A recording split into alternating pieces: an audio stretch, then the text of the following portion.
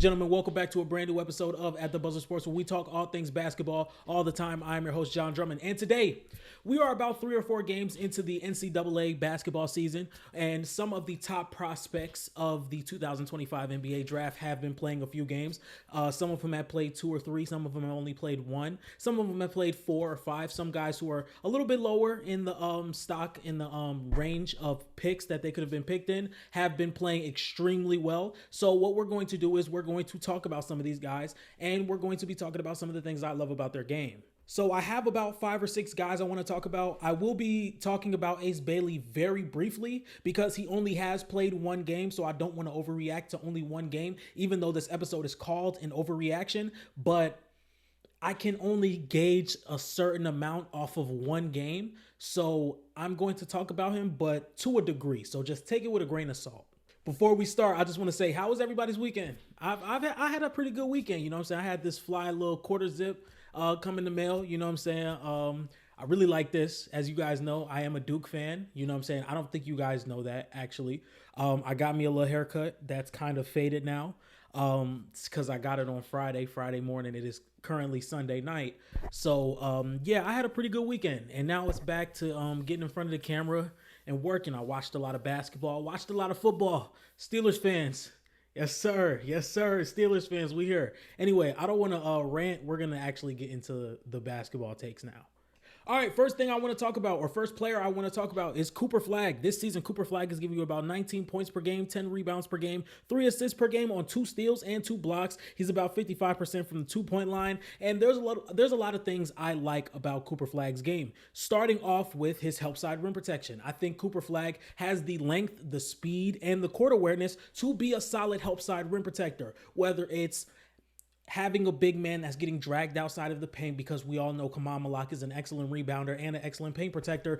Cooper Flagg can provide that help side rim protection to still be a lethal defense. I think he has the wingspan. I think he has the agility. I think he has the play recognition. I think he has the court awareness. And I think he blocks shots really well without fouling. That's something that he does very well. Next is the off-ball rim pressure, whether it's pin downs, heading down to the basket, whether he's cutting to the basket, whether he's a roll man in the pick and roll, whether he's just cutting off of inbound plays. Cooper Flagg likes to put pressure on the rim without having the ball in his hand. Now, one of the concerns I do have is the on-ball shot creation, because I do still think his handle is just a little sloppy and he can have some tougher attempts getting to the rim. But one thing that he does very well is cut off ball. One thing he does very well is play off screens, whether he's receiving a screen to get an open cut to the basket or whether he's being a roll man in the pick and roll. I believe Cooper Flagg will play best with a lead guard who can facilitate all around the floor.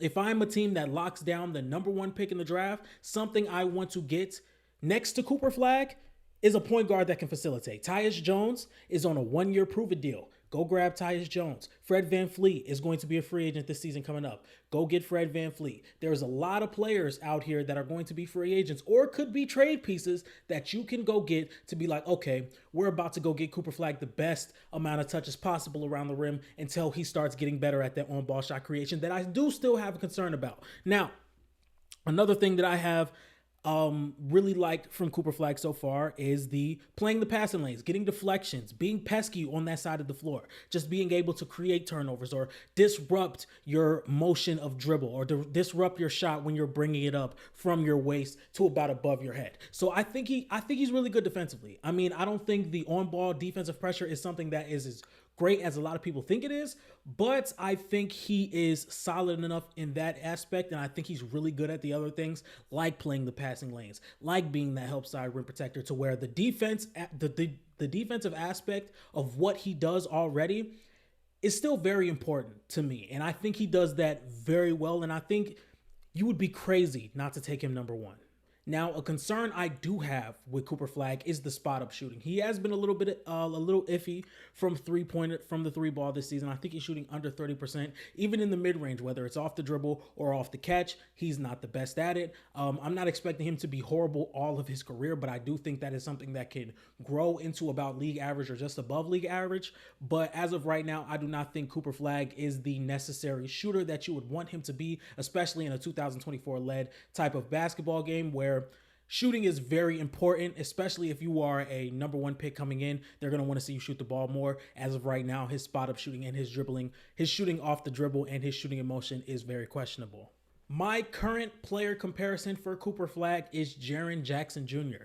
Now, I think Jaren Jackson Jr. and Cooper Flagg have a lot in common. I think Cooper Flagg is not the on-ball creator that you would want him to be right now. I think Jaren Jackson and Cooper Flagg kind of share that same aspect. I think Cooper Flagg is a great help side rim protector, just like Jared Allen. I think Jared Allen is very disruptive in passing lanes. I think the same about Cooper Flagg. Now, I would have gotten crazy and I would have put in Kevin Garnett, because I think Kevin Garnett and Cooper Flagg share a lot.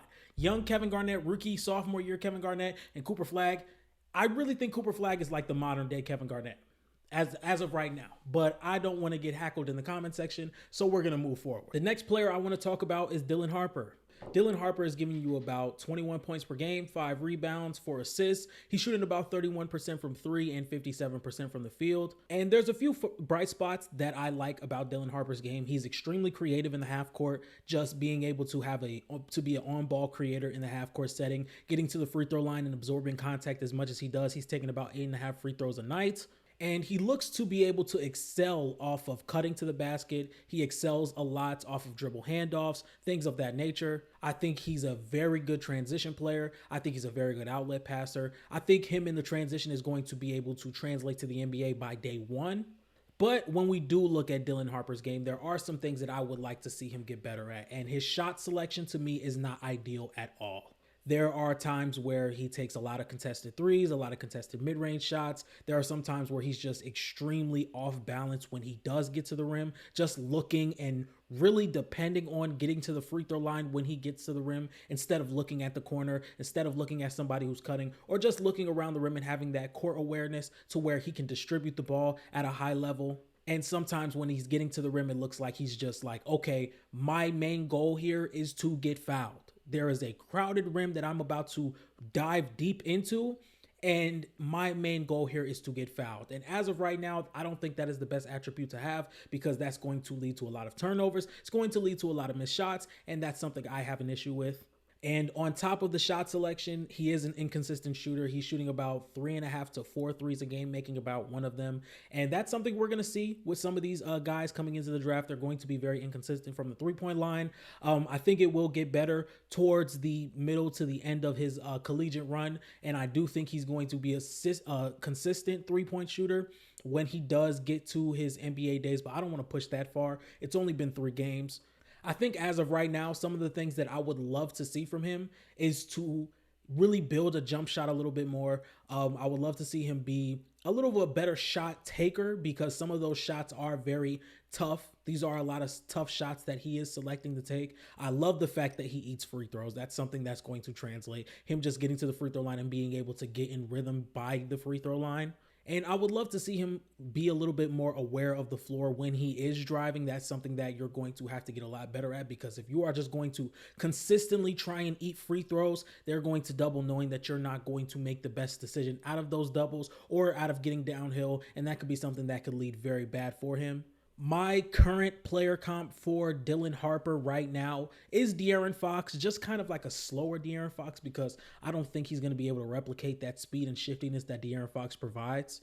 But we know that De'Aaron Fox did have some struggles with his shot selection coming into the NBA. He did have some struggles with his driving and with his playmaking coming into the NBA. So I do think this is a proper player comparison for him. Next player we're going to be talking about is VJ Edgecomb, the starting shooting guard out of Baylor. Now, so far, VJ Edgecomb is averaging about 9 points per game, 8 rebounds, 4 assists, about 2 steals per game, a block and a half on 15% from 3 and 34% from the field. And when we look at VJ Edgecomb, he is an extremely raw prospect. When I say an extremely raw prospect, there is a lot to be desired on the offensive side of the ball, but he might be one of the best defensive prospects in this entire draft. Some of the strengths that I have for VJ Edgecomb is he's a solid passer. He's not going to blow your mind with his playmaking, but he can make the proper decision when driving to the rim, when being on the perimeter and not being able to shoot, when collapsing the defense, when he is driving or when he is in transition. He can make the proper play. Another strength that I have for him is a solid rebounder. He is 5th in offensive rebounds in the Big 12. That is amazing to be a guard in the Big 12 period. So the athleticism that he brings around the restricted area to be able to get these offensive rebounds when there are a bunch of bigger players than him on the floor is pretty amazing to me. He's a solid defender. He's an amazing defender. He's a great help side rim protector. He's a great on-ball defender. He's a great transition defender, and he's great with his hands. He's really good at disrupting plays. He's always in the play, whether he's way behind in transition, he's going to make up for that ground. And I just think Baylor uses him so much defensively, whether it's the backside rim protection or whether it's playing the passing lanes, whether it's being an on-ball pest. They use him in so many different ways at Baylor that it's almost really hard to see it not translating to the NBA. And obviously the athleticism. Either way, whether it's offensively, defensively, in transition, he's phenomenal. He stays in the play in transition on the defensive side. He's very good offensively, just getting up and down the floor and being a play finisher in transition. So when teams look at a guy like this, and when I'm saying teams like Portland, if they fall out of the top 3, Charlotte, if they stay in the lottery, they would love to have a guy like VJ Edgecomb in between LaMelo Ball and Brandon Miller. And that's the type of player that a lot of guys could need in this draft, because when we look at some of these players who don't have a number one, teams like the Nets or teams like the Bulls or the Jazz or maybe the Wizards, when we look at teams outside of that, maybe the Detroit Pistons want another athletic guy who can play defense, even though they already have Ron Holland and Asor Thompson. I really don't think they would want somebody like that. But when we look at a team that has a young star who does not have the defensive upside, you would love to have a guy like him, especially if you have a young point guard who needs that type of reassuring defensive guard next to him. Just like how Trae Young just got his Dyson Daniels, you would love to draft a guy like VJ Edgecomb.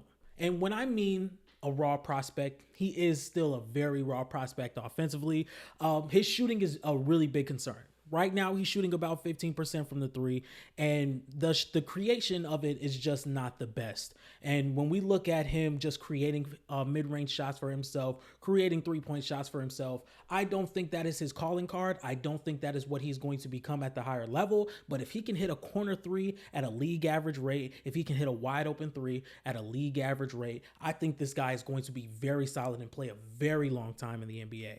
Another thing that I didn't think would be a problem so far in his first 3 to 4 games, his rim finishing is really, really, really clunky. It's really clunky. He gets knocked off his balance a lot. It looks like he has no self-control when he does get downhill. And when he does get to the rim, he's falling a lot. He's he's not in control when he is driving. So that is something that I would definitely look at. But off ball, whether he's cutting, whether he's being a lob catcher, whether he's in transition, it looks really good. But in a half court setting, him getting to the rim, he's very off balance. He doesn't really create a lot of fouls or free throw attempts for himself. So when I say he's a really, really, really raw prospect, that's what I mean by it. To where the three-point shot is not going to be a factor as of right now. If he were to get drafted tomorrow, I do not think the three-point shot is a factor at all. I don't think the mid-range shot is going to be a factor at all. He's very inconsistent when he does get to the rim. So if you're willing to look past that and you're willing to look at the defensive upside that VJ Edgecomb does possess, I think you have a really good prospect. The next player we're going to be talking about is Egor Demin. Egor Demin is currently averaging 17 points per game, 8 assists, 4 rebounds. He's about 63% from the field and 50% from 3. He is absolutely balling with his off-ball play, with his playmaking, with his amazing shooting. It's almost insane, like to the point to where I wasn't too high on him as a prospect. I understood where the hype was coming from. Obviously, I think he is a first-round talent. I think he is a top 20 talent. But man, I did not think he would be this good. I mean, he's first in assists per game in the Big 12. He's 13th all across the NCAA. He's 4th in offensive win shares in the Big 12, and he's 5th in three-point percentage in the Big 12. This is a guy who is going to be an amazing off-ball player the second he steps into the league with his shooting. And now you add that on top of a 6'9" guard who can play make as well. I do not think he's going to be an above-average playmaker once he gets to the league, but he's definitely going to be able to attack closeouts really well and be able to play make out of those decisions when he has numbers, whether it's in transition, whether it's in the half court. He's going to be a guy that you can almost plug into any offense and he will be able to adapt and create in those situations. And it's something I'm very excited for because these are players that I personally love. Guys who can adapt to any situation offensively and defensively and be a plus for any said team. Like, just imagine if a team like the Detroit Pistons had him, or imagine if a team like the Orlando Magic were able to sneak and grab a guy like Egor Demin. I definitely think that there's a lot of upside that comes with this player, and my player comp for him is Lauri Markkanen plus playmaking. It's that simple. I think he's a great off-ball player, and I think at his position, he's so like tall and lengthy, it's going to be a mismatch for a lot of teams. By the way, I know I didn't say this. My player comp for VJ Edgecomb is Herb Jones and Ron Holland mixed. So there's that. Up next, I will be talking about Kon Knueppel, the shooting guard for Duke University. And Kon Knueppel really intrigues me. He's averaging about 17 points per game, shooting about 37% from 3 on 7 attempts. And obviously, the off-ball play is phenomenal. He's going to consistently find a way to get himself open. So that's something that I look forward to completely. I think that he has found a way to really create for himself in the half court. Now, I'm not saying it's amazing, but it's definitely a lot better than I thought it would be at the collegiate level, because a concern I had was him trying to create against more athletic defenders and a higher level of defenders at the collegiate level. And he's shown to be pretty good at doing that. He's shown to be a really good guy getting downhill and playing through contact, which is something I thought he would struggle with. Some of the strengths I have for him is shooting, the off-ball play, and him being very physical downhill. These are things I all spoken about. Now, his downsides that I have for him is his off-ball defense and his half-court self-creation, because once again, he has been solid at it. It hasn't been mind-blowing, and this is something that I have been very concerned about, even seeing him in high school. And I think it's going to get a lot easier to guard him, because I don't think he is the strongest guard that you could have, and I don't think he's athletically gifted to where he's going to be able to create advantages for himself with the ball in his hand. But I think the off-ball play and the shooting really makes up for that, and I think he's going to be a very good player. He's a guy that's going to be going top 10 for sure in my eyes. My current player comp for him is a present day Klay Thompson. And the last player I'm going to be talking about is Ace Bailey. And we all know Ace Bailey is a guy who's only played one game, but I do have a little bit of critiques. I do have a lot of things that I like. And one thing I like to talk about right now is Ace Bailey's off-ball play. And this is like my third player straight saying off-ball play, but I think all three of these guys provide something different. I think Egor Demin is going to really be able to be an off-ball creator and be able to attack closeouts with his ball handling and his playmaking. That's going to make that very, very stressful on defenses. I think Kon Knueppel is going to throw up any single shot that he gets that's just a sliver of open. You're going to have to worry about it falling. I think Ace Bailey has the athleticism to attack closeouts very well and finish around the rim, but we're going to talk about that right now. Now, Ace Bailey had about 17 points in his first game, and he looks like to be a very confident shooter. He looks like to be a very willing shooter. He's very good in transition. He's very good off ball, finding open spots in the defense beyond the arc and inside the arc. He's a very good cutter out of inbound plays. He's really good in transition. He's a really good lob finisher. But the concerns I have for Ace Bailey is the rim pressure and the half-court self-creation. Now, this is something that I've said for almost every single player on this list. And as far as Ace Bailey, when you have a guy that's 6'10", I don't know what his wingspan is, but I'm sure it's pretty good. You would just love to see him get to the rim a lot more. And it seems as though the ball creation is what's really slowing him down. I've seen him in 1v1 scenarios, and he has to settle for a tough mid-range or a step back three, or just passing the ball out, because he's not able to create an advantage for him to find a way to get to the rim. And at 6'10" and his athleticism, you would want to see this guy slashing and getting to the rim a little bit more. Now, he's a very fluid shooter, fluid shooter, especially off the motion, especially in spot-up areas, and he's really good in the mid-range. But I don't think that Ace Bailey is going to be that dominant scorer that a lot of people think he's going to be until he figures that out. And that's not me saying Ace Bailey is going to be a bad player. Even if he does not figure out the slashing, I still think he's going to build a very solid NBA career. But once again, this is an overreaction. I'm overreacting to 1 to 4 games out of all these players. And those are some of the things that I do have a concern with for Ace Bailey. So that is the video. If you guys like this video, make sure you like, comment, and subscribe. If you guys want me to talk about more players at the collegiate level, make sure you leave them down low. I also want to talk about Trey Johnson. Also want to talk about Asa Newell. I want to talk about Nolan Trayor. I want to talk about Kasparis Yakachonis, Will Riley, Dink Pate. There's a lot of guys I still want to talk about. But as of right now, I just wanted to do a little small sample size because these are the players that I have watched of recently. I also want to talk about Derek Queen, who is one of my favorite prospects. So far, last year, my favorite prospect was Jared McCain, and we're here. We're here. You know I'm a rep Duke any chance I get. So you know my favorite prospect was Jared McCain. And so far, it looks like we winning. It looks like the Jared McCain fan club is winning.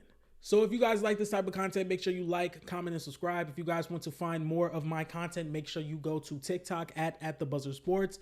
And I will see you guys tomorrow. Peace.